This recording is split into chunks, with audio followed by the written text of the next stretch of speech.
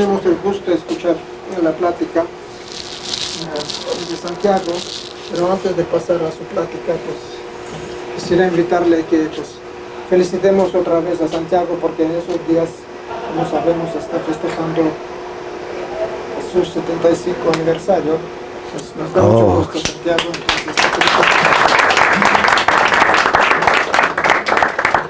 Entonces, otra introducción no necesita Santiago, mundialmente bien conocido, entonces nos va a hablar de topología de la intersección de elipsoides. Por favor, Santiago.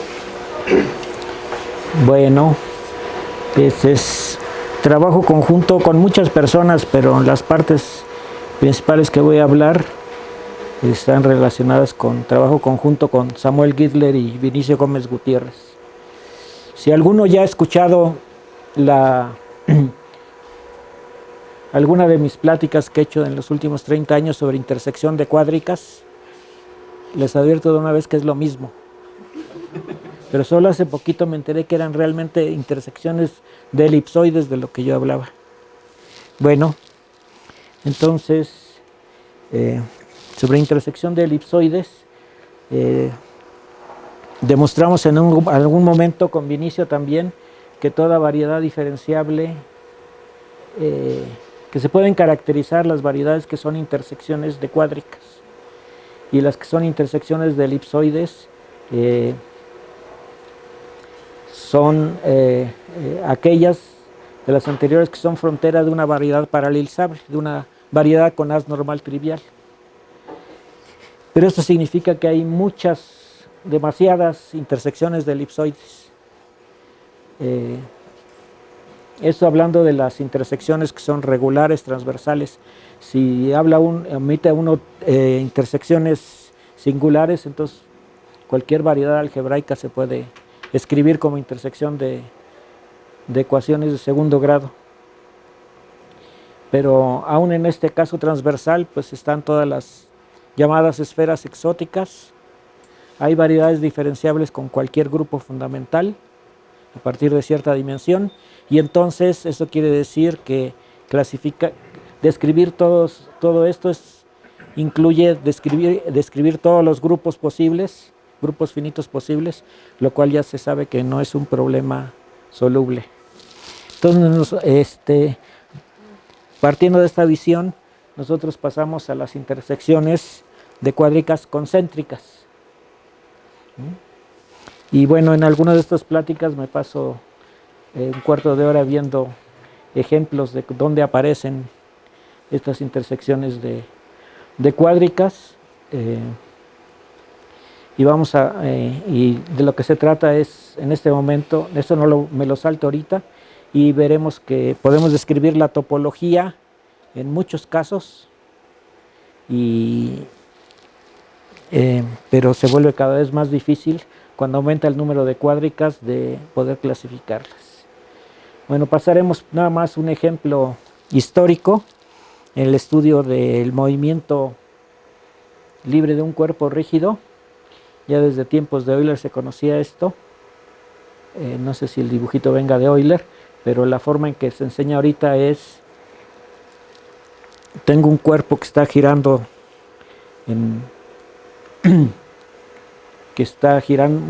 libremente en R3, un cuerpo rígido. Entonces tiene una cierta energía que se conserva y tiene el momento angular se conserva. Entonces, si parametrizamos adecuadamente el espacio de las posiciones, pues va a haber una elipse que es, va a haber una elipse que las superficies de nivel de la energía y del momento angular son elipses, y entonces un cuerpo que se está moviendo se tiene que mover conservándose tanto las dos constantes de movimiento. Entonces el movimiento se tiene que dar a lo largo de estas curvitas, ¿no?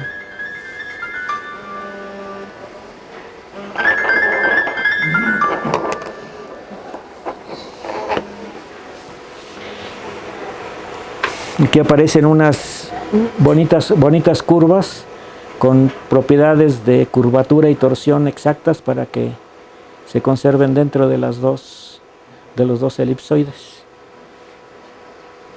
¿Serán líneas de curvatura o no? ¿Serán líneas de curvatura? No. No creo, no sé. Ya de ahorita les advierto que yo soy topólogo, entonces lo que veo aquí son dos círculos. Me olvido de las curvaturas y torsiones, etcétera. Quizá algún día estudiaremos eso. Bueno, ¿qué es con este? No, con este dedo. Podemos ver cómo varía esto cuando varían las constantes de movimiento. Puede pasar primero que uno de los elipsoides está dentro del otro, completamente contenido. ¿Sí me oyen bien allá atrás? Esté contenido dentro del otro, entonces la intersección es vacía.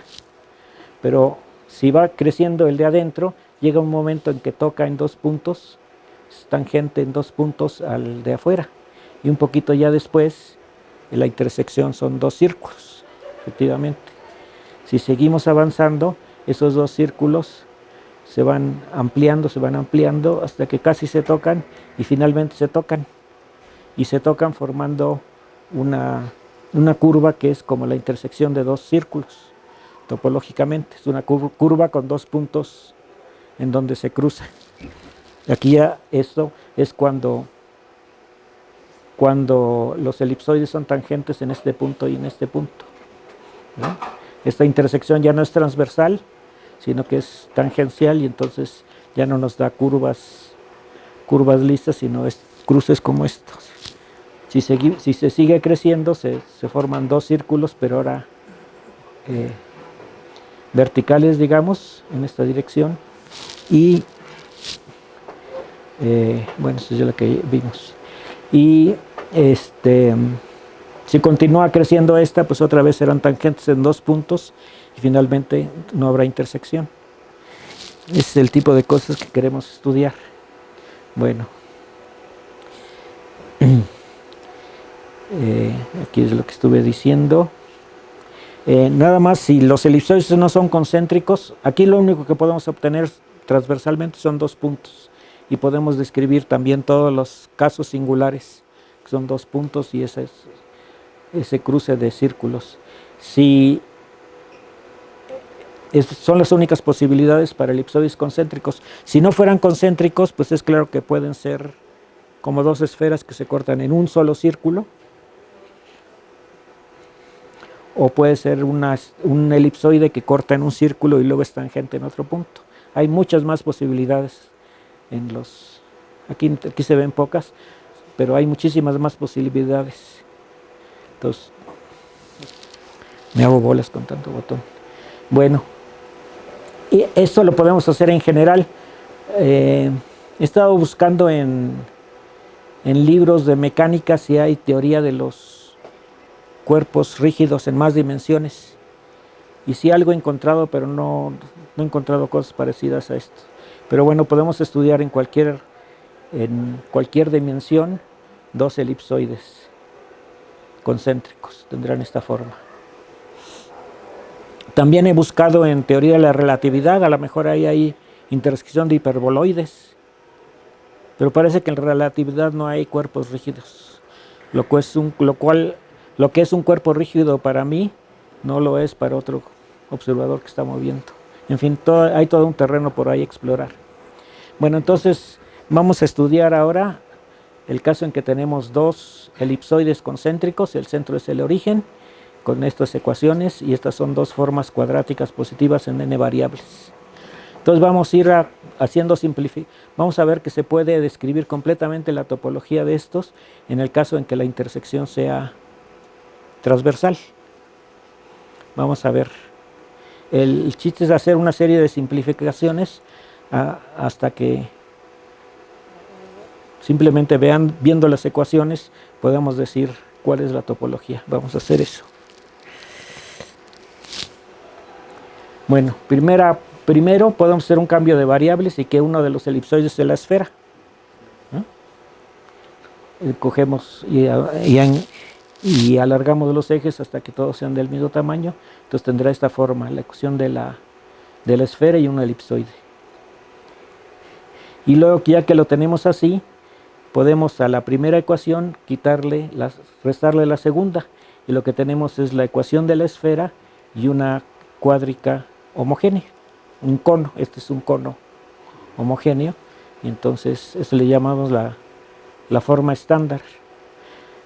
Las que estudié durante mucho tiempo eran estas mismas, pero aunque con muchas de estas ecuaciones y la ecuación de la esfera, no me había dado cuenta de que si a una de estas le sumo un múltiplo positivo grande de esta, todos se me convierten en positivas definidas.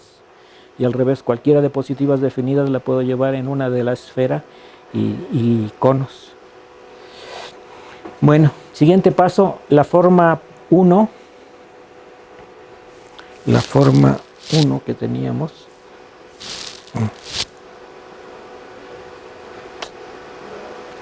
La primera forma que teníamos la podemos diagonalizar.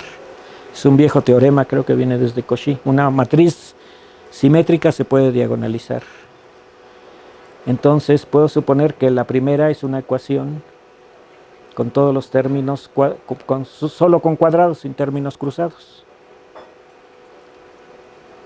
Y puedo suponer que son números reales que van ordenados.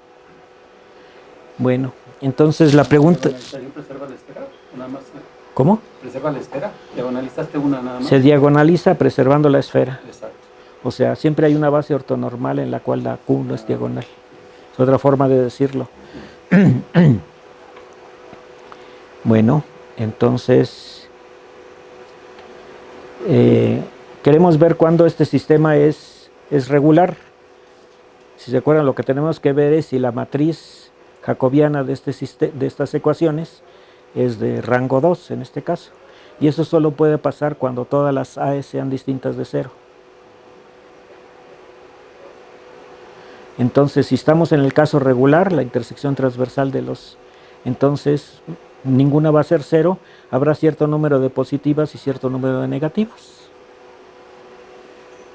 Entonces tenemos la descomposición de n en p más q, o si quieren ustedes el índice de Morse, o si le quieren llamar la signatura de Silvestre, como sea. Tenemos esa descomposición. Ahora la intersección es compacta, son todos los objetos compactos, y entonces si tenemos un caso regular y lo perturbamos un poquito, vamos a obtener otro caso regular y que topológicamente es exactamente el mismo. Entonces si movemos continuamente los coeficientes sin cambiar la propiedad de que no son 0, entonces podemos llevar todos los positivos, concentrarlos en el punto 1 y todos los negativos en el punto menos 1. Y sigue teniendo la misma topología. Va a cambiar la forma, el tamaño, etcétera, pero va a seguir teniendo la misma topología.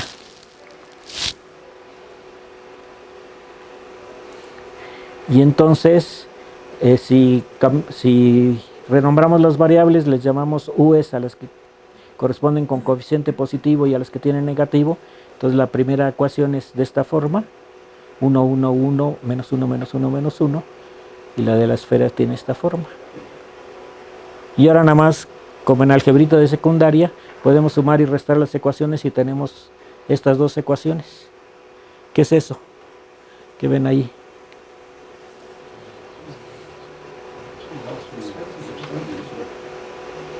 Pues que las soluciones de estos son parejas U y V, U de dimensión P y B de dimensión Q.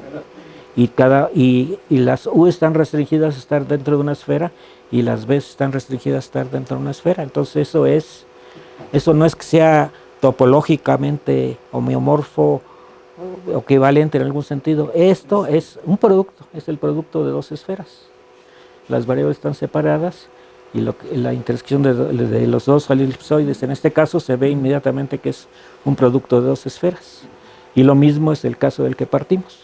Hicimos solo operaciones que no cambian la topología. Bueno, podemos buscar qué pasa con dos elipsoides concéntricos. Ha de ser más o menos lo mismo. Todo debe funcionar. Solo que aquí si son elipsoides, Si una de ellas es un elipsoide, entonces le podemos sumar un múltiplo grande para hacerla que la otra sea positiva definida y por lo tanto elipsoide. Entonces, si estas dos son positivas definidas, bueno, entonces no vamos a tener la ecuación de la esfera, pero tendremos la ecuación de una elipsoide.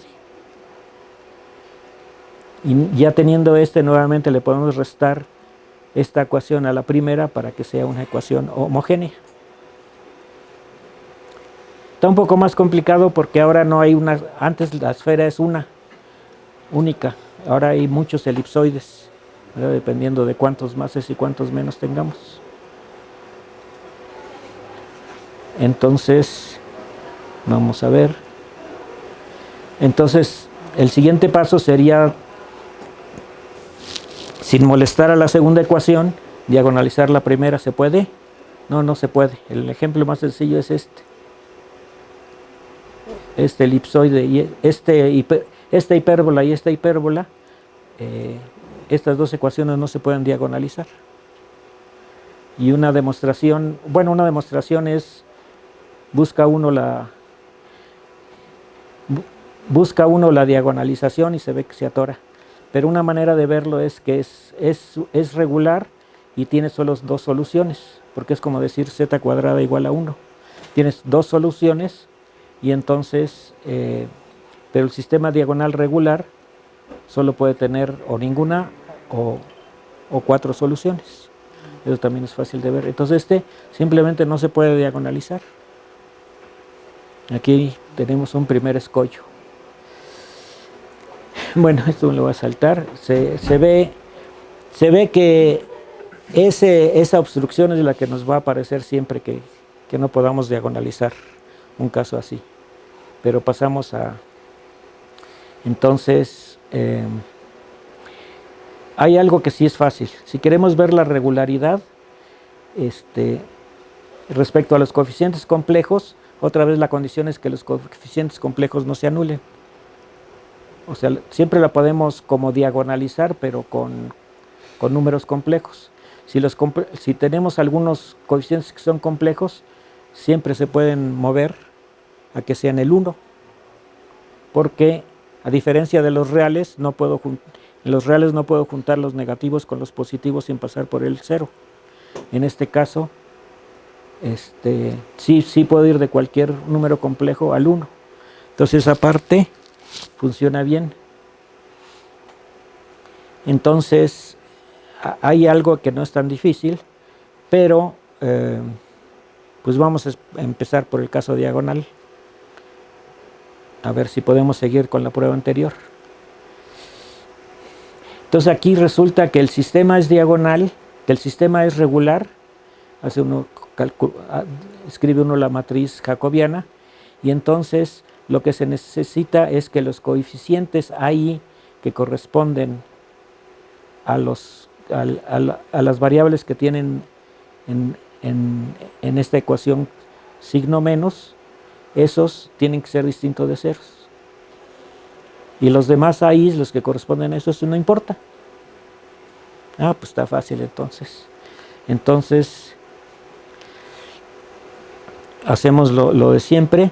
Entonces, algunos serán positivos, otros serán negativos de las AIs, de los AIs que corresponden a los negativos. Y vamos a hacer lo de antes, mover los coeficientes sin cambiar la topología. Pero ahora aquí hay un problema, que mi variedad ya no es compacta. Entonces, aquello de que puedo yo moverlo un poquito sin que cambie, ¿qué tan poquito? Porque tengo puntos hasta allá arriba. Y pues nada más hay que pensar, si tengo un paraboloide, lo puedo mover un poquitito y ya es un hiperboloide de dos hojas, ¿verdad? Como que el paraboloide es tangente allá al infinito, si le muevo un poquito ya, o se vuelve un elipsoide, o se vuelve un hiperboloide. Entonces vamos a hacer un paréntesis para ver qué pasa con un solo hiperboloide. Entonces tenemos una ecuación de este estilo. ¿Alguien me puede decir cuándo esta cuando este hiperboloide es regular, cuando la ecuación me da una curva regular, bajo qué severas condiciones.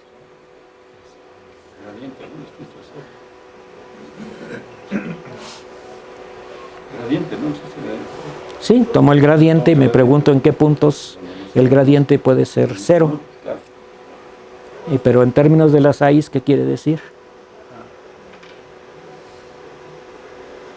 ¿Cuándo es esto regular?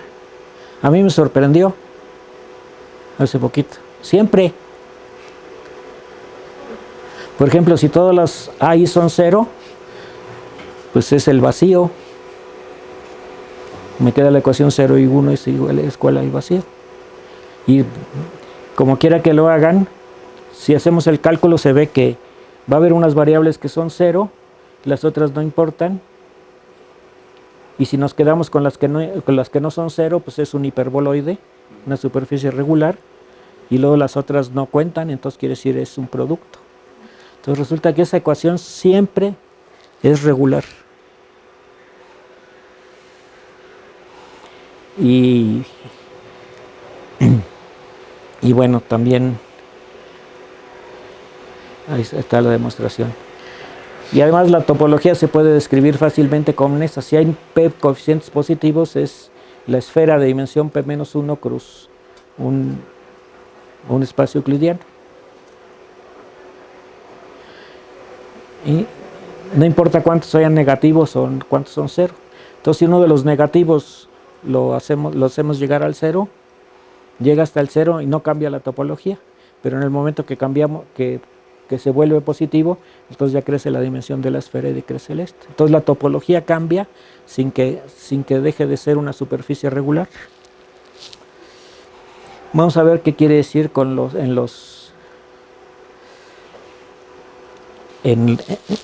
a lo que estábamos antes, en el caso de dos hiperboloides. ¿Cómo voy? Uy. En el caso de dos hiperboloides tenemos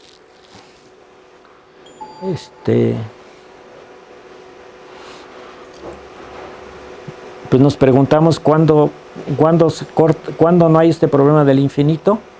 O sea, se puede pensar en el proyectivo o completando la esfera de alguna manera, y se hace la cuenta y resulta que si hay uno ahí que corresponde a los positivos y otro que corresponde a los negativos, que la suma es 0, entonces no hay transversalidad en el infinito, no hay regularidad, y entonces ahí puede cambiar la topología. Entonces, si queremos que la topología no cambie, necesitamos evitar esta posibilidad. Y entonces tenemos esta situación. Tenemos unos puntos que tienen en la segunda ecuación el 1 y otros que tienen el menos 1. Entonces unos puntos están aquí y otros puntos están aquí abajo. Ahora queremos ver cómo los podemos mover, si los podemos juntar todos como antes o no.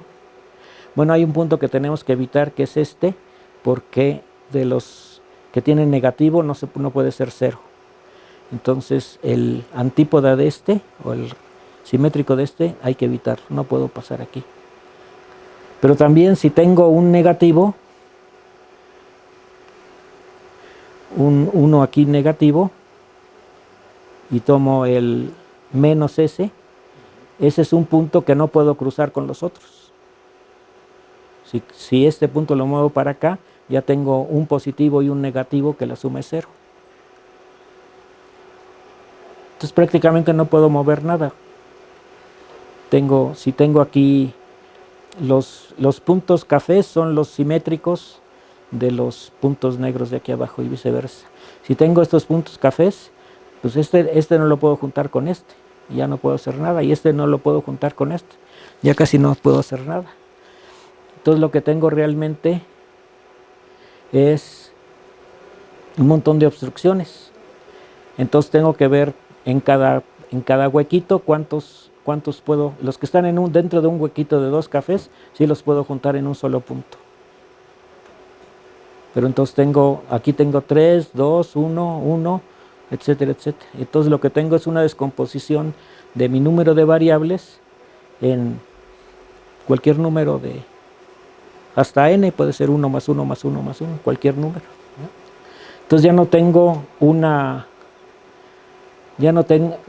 el sistema no me queda determinado como antes por n igual a p más q y ya está, sino ahora tengo una partición de n en cualquier número de números. Y es una combinatoria complicadísima. Entonces hay muchísimas posibilidades. Antes había n, ahora de hecho van creciendo, no sé si lo dije para acá. Hay el número crece exponencialmente, el número de posibilidades con n crece y crece y crece. La intersección es de 2 hiperboloides en Rn. Y después tendríamos que ver los no diagonales, porque eso fue apenas para los diagonales. Bueno. Para describir la topología de los hiperboloides, lo que se hace es hacer una proyección, le llaman proyección gnomónica.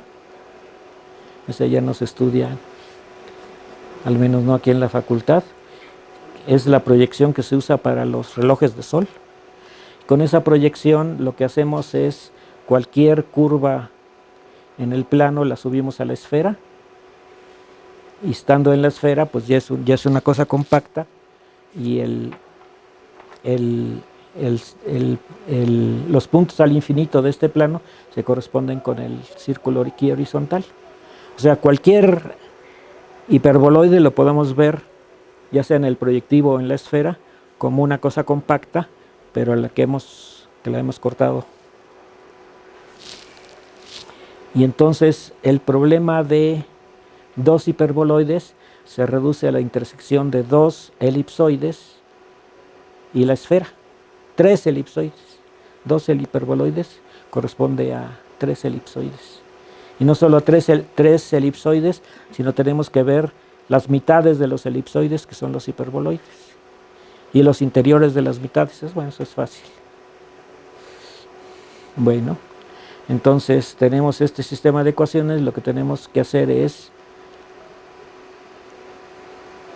agregarle una nueva variable y una nueva ecuación, y entonces ya tenemos una intersección. Esta es la esfera, tenemos intersección de 3 elipsoides.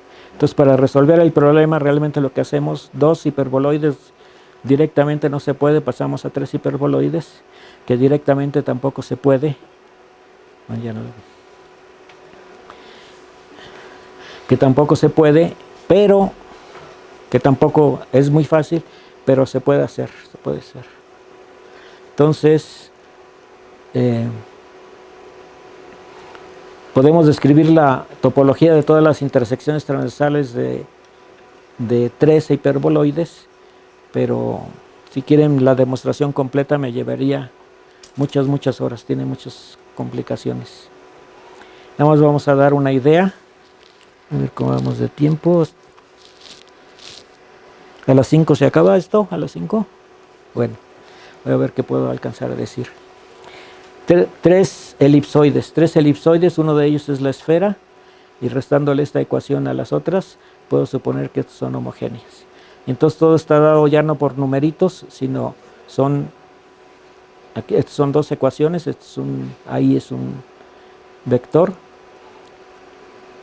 y entonces lo que tenemos son puntos de R2. Y así como entendimos los puntos del plano, tenemos que entender los de puntos en la recta, ahora tenemos que entender puntos del plano. Antes la condición para ser regular era que ninguno de ellos fuera 0. Ahora la condición es que no pase algo como esto, que no pase que si trazo el segmento entre 2 de ellos, ese pase por el 0. Todos los sistemas regulares son los que están en esta posición general, que el origen no está en ninguna de las diagonales. Y se puede ver más o menos fácilmente que entonces puedo deformar cualquier configuración a una que esté concentrada en los vértices de un polígono regular, de un número impar de lados, y que van a estar con multiplicidad, como antes eran P y Q en el 1 y el menos 1, ahora son aquí, pero en las raíces de la unidad. Bueno, entonces esos se pueden clasificar y caracterizar. Hay otro punto importante, que es que se le puede asociar un politopo convexo. En estas ecuaciones vemos que solo aparecen los cuadrados, estamos en el caso diagonal, y entonces podemos cambiar xy por menos xy y nos sigue dando un punto. Entonces podemos cambiar todos los signos a que todos sean positivos, y eso será simplemente, entonces, que sean no negativos, y entonces será simplemente la intersección con el primer hortante de lo que teníamos, pero siendo todos positivos les podemos sacar raíz cuadrada y lo que tenemos es este sistema de ecuaciones. Piensen en la esfera, en R3 me quedo solo el primer cuadrante, ¿se llama qué? Octante.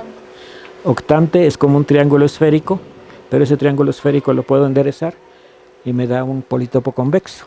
Entonces aquí entra toda la teoría combinatoria de los politopos convexos. Son muy especiales los que aparecen de esta manera para casos regulares, y entonces, pero si sé el politopo, lo puedo engordar a que sea como el octante de la esfera, y reflejando eso en todos los subespacios, en todos los espejos dados por los planos coordenados, reconstruyo. O se puede hacer de forma abstracta. Y perdón, Santiago, ¿los vértices son a las raíz, ¿no?, de sus politopos? ¿O qué sería? No. Los vértices son puntos de la variedad. Serían los puntos de la variedad que tienen el mayor número de ceros posibles.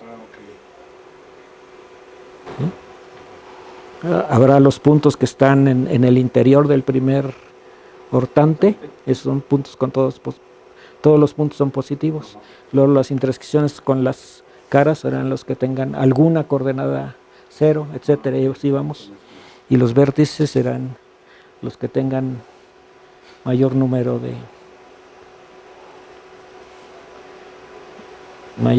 de términos iguales a cero. Luego, entonces, la variedad que yo tenía, que es una cosa muy complicada, la puedo ver, que está formada por esta celda, es un politopo convexo, es contraíble, y luego todas sus imágenes, las facetas de las caras, y tengo una descomposición en celdas de la variedad. Y con eso se puede leer toda la topología algebraica, toda la homología se puede calcular viendo simplemente la combinatoria del politopo. Bueno. Luego, no basta conocer la topología de algo, no basta saber la homología de algo para saber qué es, pero si se construye un cobordismo, construye una nueva variedad agregándole una nueva variable con uno de los coeficientes que ya tenía, en una x0 con el coeficiente x1, y tomo la mitad, lo que obtengo es la mitad, y estas cosas con fronteras son más fáciles de entender vía un teorema que se llama del H-cobordismo, y se llega con bastante trabajo y con algunas excepciones que vendrían después a resolverse ya con Bini. Esto es trabajo de hace como 30 años. Podemos llegar a la conclusión. Resulta que todas las variedades de intersecciones transversales diagonales de tres cuádricas son o un producto de tres esferas, ahora tres esferas diferentes, o una suma conexa. Esta suma conexa, si quieren, piénsenla nada más como las superficies. Cualquier superficie la puedo obtener pegando toros. Y también si tomo cualquier número de productos de esferas, pues puedo pegarlas. Y no son más complicadas, son de dimensión mayor, pero son bastante sencillas. Luego hay que ver el caso no diagonal, me lo voy a... ahí lo que hay es que se ve que hay una cubierta ramificada, entonces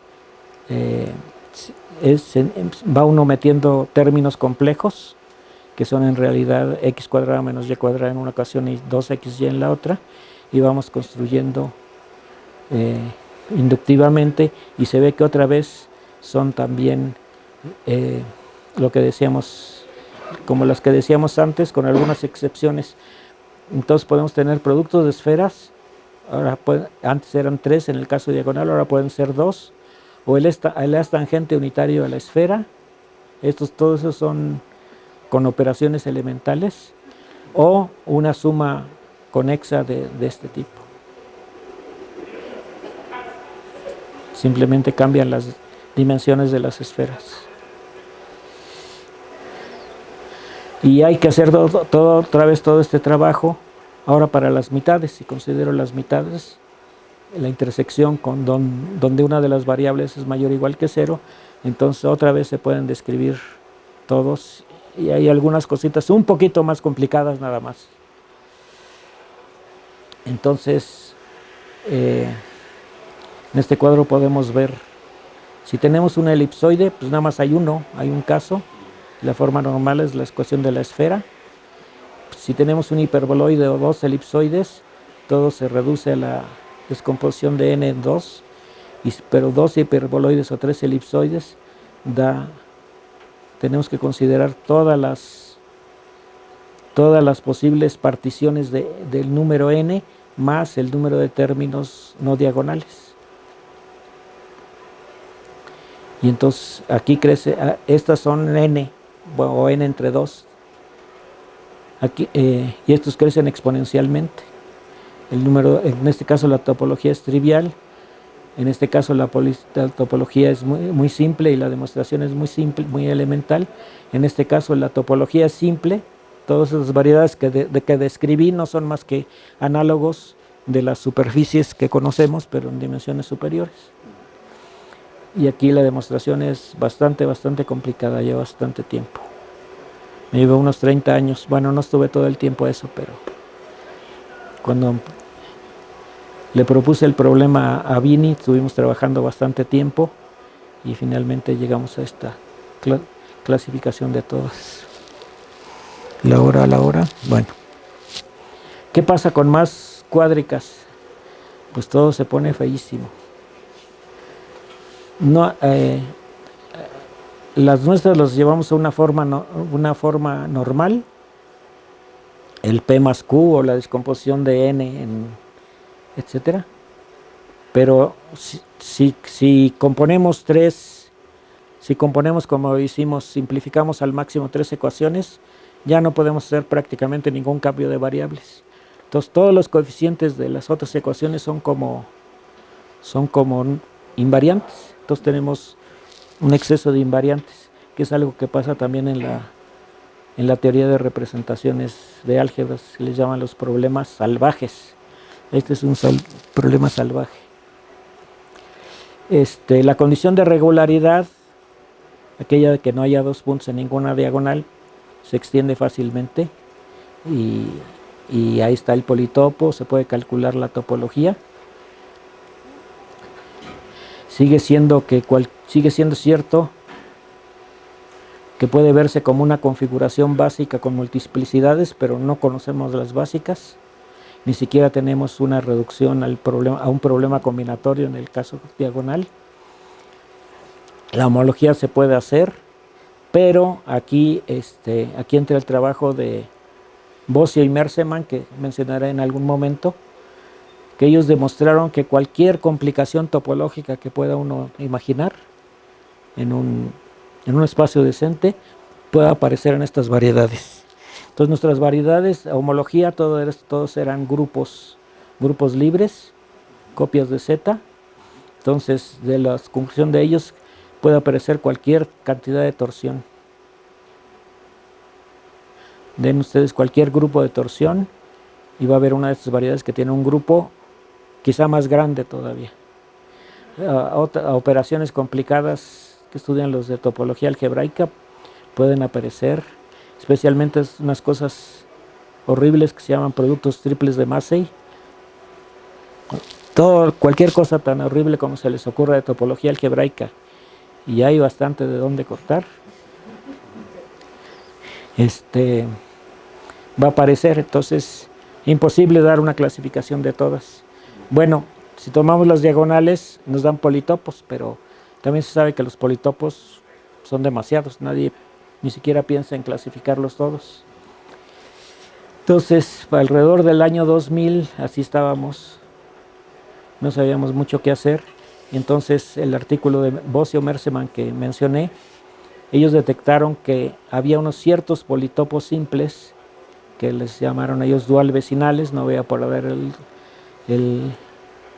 la definición, pero tenían la propiedad de que la intersección de elipsoides correspondiente, la cohomología era muy sencilla, era la misma de las que hemos platicado, de sumas conexas de productos de esferas, los análogos de las superficies.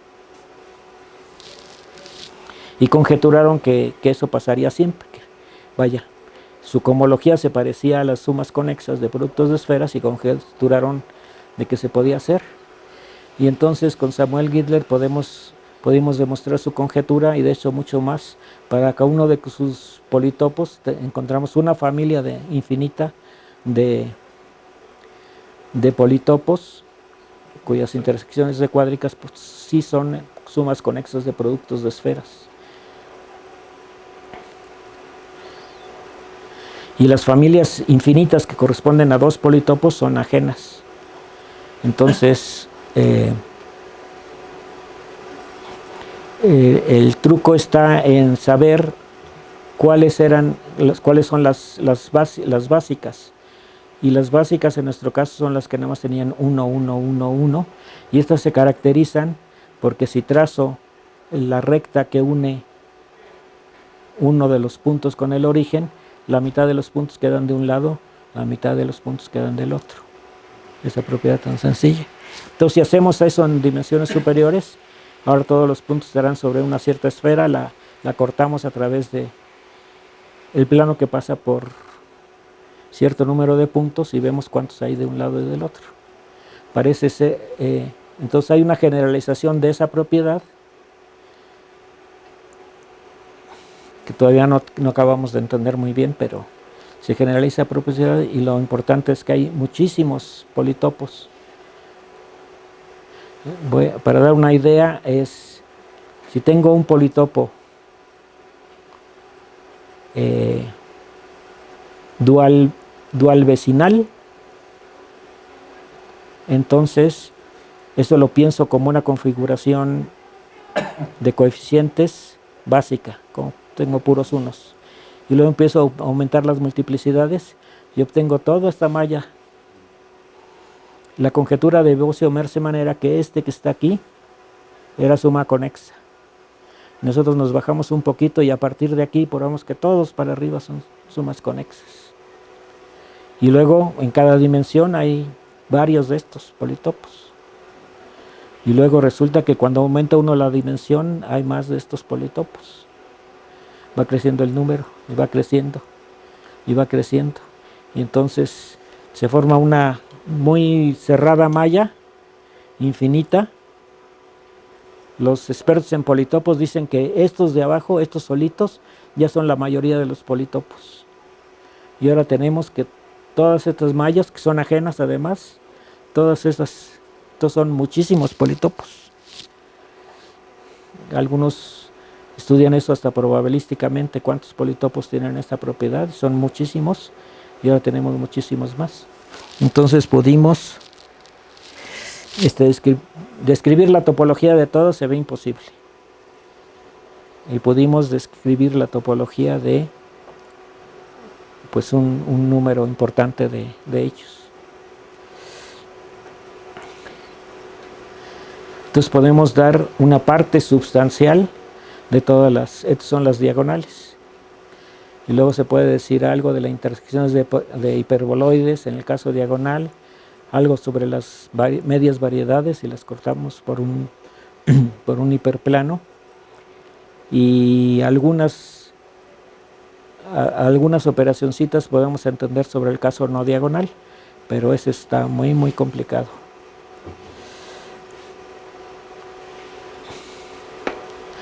Lo que se necesita ahorita es alguna manera de entrar al caso no diagonal, al estilo de lo que hicieron Bossio y Merseman. Como agarrar un bonche importante de casos no diagonales que se puedan manejar y que se pueda escribir su topología. Eso sería.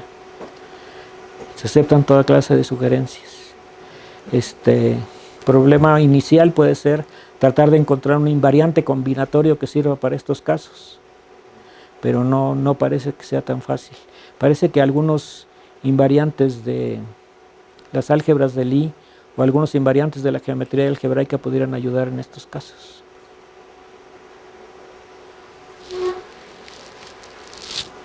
Sí, voy a acabar. Aparte, entonces, pues es parte de lo que estamos haciendo ahorita, tratar de entender más los politopos de Bossio y Merseman, a ver si los entendemos más, sobre todo los que tienen torsión, esos todavía nadie los entiende mucho, y tratar de entender los casos diagonales. Y hay otras cosas que se están trabajando. Hay las que estaban dadas por el polígono, cuando tenemos nada más 1, 1, 1, 1, 1, esas tienen una simetría, puedo hacer rotaciones del polígono y también reflexiones, es el grupo diedral que actúa en el polígono. Hay otras que no puedo mencionar aquí, que donde el politopo es un polígono.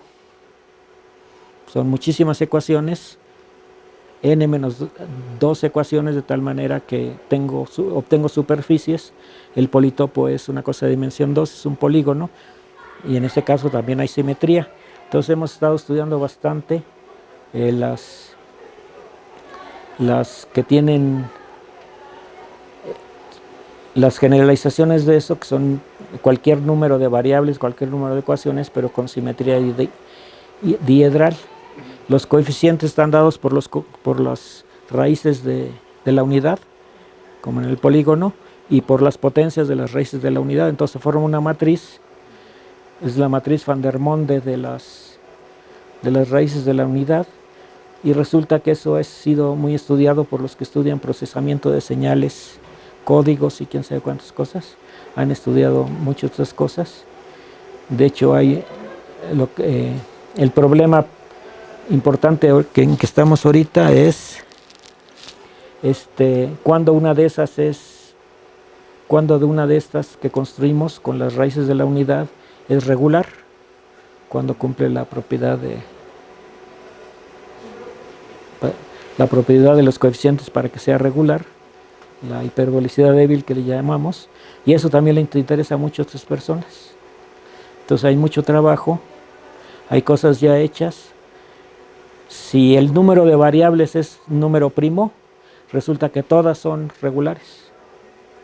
Entonces tiene que ver mucho con la teoría de números, con las propiedades numéricas del número de variables. Y ese es un teorema que viene de 1926, demostrado por Chebotaryov,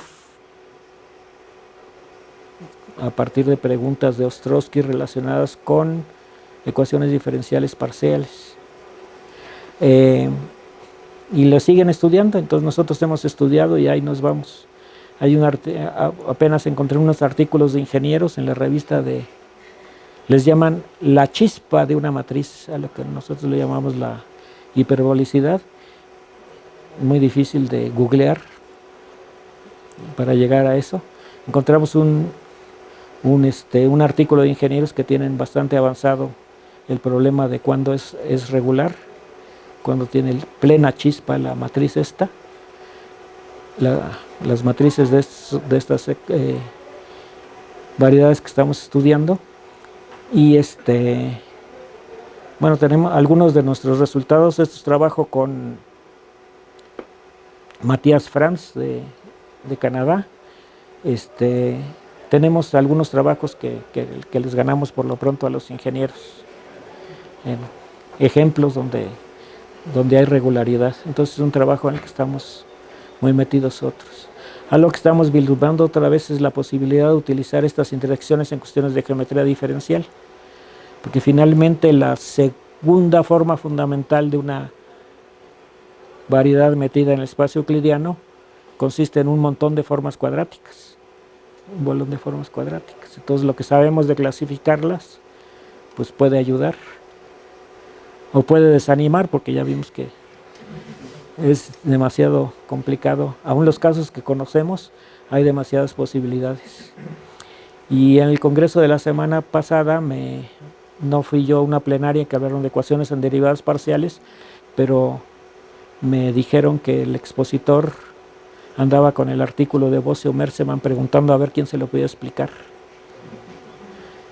Desafortunadamente no nos cruzamos, pero la persona que me informó esto dice que nos va a conectar, a lo mejor hay otra conexión por ahí. Es todo, muchas gracias.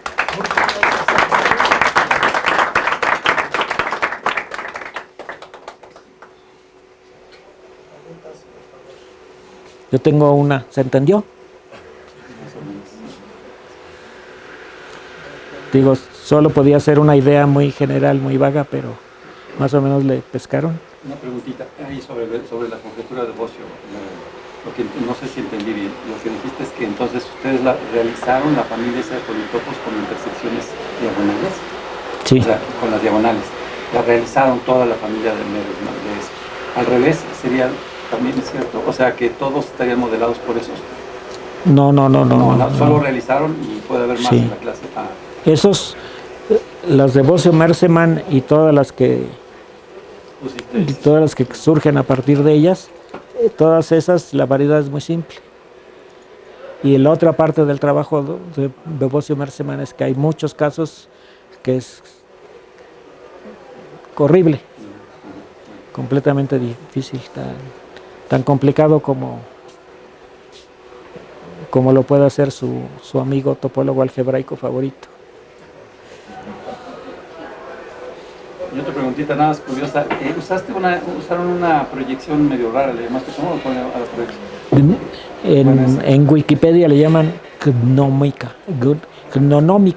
¿Es más eficiente que usar, por ejemplo, la estereográfica, usar el golpe en el proyectivo, o es equivalente, o qué? No, porque esto me las mete en la esfera. Ajá. Entonces sigo en RN, pero tengo una variable más y una ecuación más, y las tengo dentro de la esfera. Y las intersecciones de hiper... Plano, ¿no? Estabas haciendo Sí. Igual podría hacerlo con la otra, ¿no? Sí, pero la otra no. Bueno, me da cosas proyectivas. Las proyectivas, la topología de las proyectivas es más complicada que de las afines. ¿Otras preguntas? Si no hay otras preguntas, te agradecemos mucho. La intersección de dos elipsoides, ¿sí la entendieron? Es una pregunta. Respuesta. Pues muchas gracias, Santiago, otra vez te agradecemos. Aquí está la evidencia de nuestro agradecimiento. Gracias.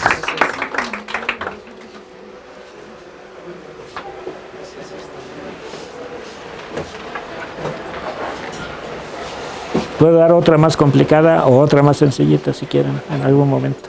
En algún momento, sí. Sí. Y ahora ya vamos de viaje. Vamos de viaje. ¿A dónde vas? Corea. ¿A Corea? ¿Corea del Norte? Cerca. Ah, no. Del sur.